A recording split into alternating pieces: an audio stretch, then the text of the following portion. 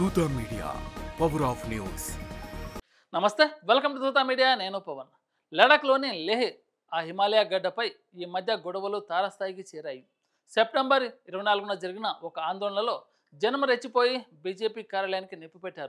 Police వాహనం కూడా తగలబడింది. ఈ గొడవలో 4 చనిపోయారు, దాదాపు 70 మంది గాయపడ్డారు. ఇంతకు ఈ గొడవలు ఎందుకు జరిగాయి? యువతకు ఎందుకు అంత కోపం వచ్చింది? లడాక్ ప్రజలు చాలా రోజులుగా శాంతియుతంగా నిరసన చేస్తున్నారు. వాళ్ళు కేంద్ర ప్రభుత్వం నుంచి కొన్ని కీలక డిమాండ్లను కోరుతున్నారు. మొదటిది, లడాఖ్కు రాష్ట్ర హోదా ఇవ్వాలి. రెండవది, రాజ్యాంగంలోని 6వ షెడ్యూల్లో చేర్చాలి. దీనివల్ల గిరిజన ప్రాంతాలకు స్వయం పరిపాలన, భూమి, అడవులపై నియంత్రణ లభిస్తుంది. మూడవది, స్థానికులకు ఉద్యోగాలు, రిజర్వేషన్లు, లేహ్ కార్గిల్లకు పార్లమెంట్ సీట్లు కావాలి. ఈ డిమాండ్లు కొత్తవి కావు. 2019 నుంచి ఈ పోరాటం నడుస్తుంది. 2019లో ఆర్టికల్ 370 రద్దయ్యాక జమ్మూ కాశ్మీర్ను 2 కేంద్ర పాలిత ప్రాంతాలుగా విభజించారు. ఒకటి జమ్మూ కాశ్మీర్, దానికి శాసనసభ ఉంది. కానీ లడాఖ్కు శాసనసభ లేకుండా నేరుగా కేంద్ర పాలన ఉంచారు. ఈ నిర్ణయం అక్కడి ప్రజలకు నచ్చలేదు. తమ గొంతు లేకుండా, తమ భూమి, సంస్కృతి, ఉద్యోగాలపై నియంత్రణ లేకుండా పోయిందని వాళ్ళు ఫీల్ అయ్యారు.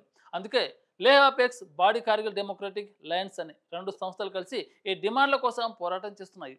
ఈ పోరాటంలో పెద్ద పాత్ర పోషిస్తున్నది సోనం వాంగ్చుక్. సెప్టెంబర్ 10, 2025 నుంచి ఆయన నిరాహార దీక్ష చేస్తున్నారు. ఆయనతో పాటు 14 మంది కూడా ఈ దీక్షలో పాల్గొన్నారు. కానీ ఈ దీక్ష చేస్తున్న వాళ్ళలో 2 ఆరోగ్యం సెప్టెంబర్ 23న తీవ్రంగా క్షీణించడంతో ఆసుపత్రికి తరలించారు. ఈ ఘటన యువతలో ఆగ్రహం రగిలించింది. Leh apex body youth wing బుధవారం నాడు లేహ్లో పూర్తి బంద్కు పిలుపునిచ్చింది. ఈ బంద్లో వేలాది మంది యువకులు రోడ్లపైకి వచ్చారు. అయితే శాంతియుత బంద్ కాస్త హింసాత్మకంగా మారింది. కొందరు యువకులు పోలీసులపై రాళ్లు విసిరారు. పోలీసులు టియర్ గ్యాస్, లాఠీచార్జ్తో స్పందించారు. ఈ గొడవలో బీజేపీ కార్యాలయం, సిఆర్పిఎఫ్ వాహనం తగలబడ్డాయి. ఈ హింసలో 4 చనిపోగా 30 మంది పోలీసులతో సహా 70 మంది గాయపడ్డారు. లేహ్లో కర్ఫ్యూ విధించారు. అదనపు భద్రతా దళాలు మోహరించాయి. అయితే దీనికి కారణమైన సోనం వాంగ్చుక్ ఈ హింసను ఖండించారు. ఈ ఆందోళనను జంజట్ విప్లవం అని పిలిచారు. ఆయన మాటల్లో, గత 5 ఏళ్లుగా లడాక్ యువత నిరుద్యోగంతో బాధపడుతుంది. ఉద్యోగాలు లేకపోవడం, స్థానిక హక్కులు కాలరాయడం వల్ల వాళ్ళలో నిరాశ, ఆగ్రహం పెరిగాయి. దీంతో శాంతియుతంగా పోరాటం చేయాలని యువతకు సూచించారు. ఈ ఘటన తర్వాత ఆయన తన 15 రోజుల నిరాహార దీక్షను ముగించారు. కానీ పోరాటం కొనసాగుతుందని చెప్పారు. ఈ ఆందోళనల వెనుక Leh apex body Kargil democratic alliance ఉన్నాయి. ఈ 2 సంస్థలు గత 4 ఏళ్లుగా లడాక్ డిమాండ్ల కోసం కలిసి పనిచేస్తున్నాయి. వీళ్ళు కేంద్రంతో అనేక సార్లు చర్చలు జరిపారు. అక్టోబర్ 6, 2025న మరో రౌండ్ చర్చలు జరగాల్సి ఉంది.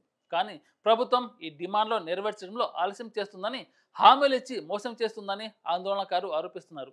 ఇక ఈ హింసకు బీజేపీ కాంగ్రెస్ను బాధుడిని చేస్తుంది. బీజేపీ నాయకుడు అమిత్ మాల్వియా లేహ్లోని కాంగ్రెస్ కౌన్సిలర్ స్టాంజిన్ ఫుట్సంగ్ ఈ గొడవలకు రెచ్చగొట్టారని, ఆయన బీజేపీ కార్యాలయం వైపు జనంతో, ఆయుధాలతో నడిచారని ఆరోపించారు. ఈ ఆరోపణలకు సంబంధించిన ఫోటోలు, వీడియోలను ఎక్స్లో పోస్ట్ చేశాడు.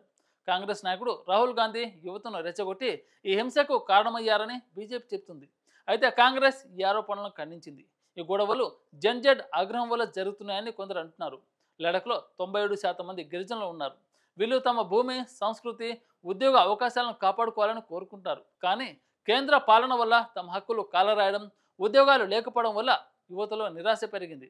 ఈ ఆందోళనను కొందరు నేపాల్లోని జంజట్ నిరసనలతో పోల్చారు. కానీ బీజేపీ దీన్ని కాంగ్రెస్ కుట్రగా చిత్రీకరిస్తుంది. లేహ్లో శాంతి నెలకొనాలని, డిమాండ్లు త్వరగా నెరవేరాలని అందరూ కోరుకుంటున్నారు. ఈ పోరాటం శాంతియుతంగా కొనసాగితే లడాక్ ప్రజలు గొంతుకు బలం చేకూరుతుందని సోనం వాంగ్చుక్ ఆశిస్తున్నారు. అయితే ఈ నిరసనల పట్ల కేంద్ర ప్రభుత్వం చాలా సీరియస్గా ఉన్నట్టు తెలుస్తుంది. For more updates please subscribe దూత మీడియా.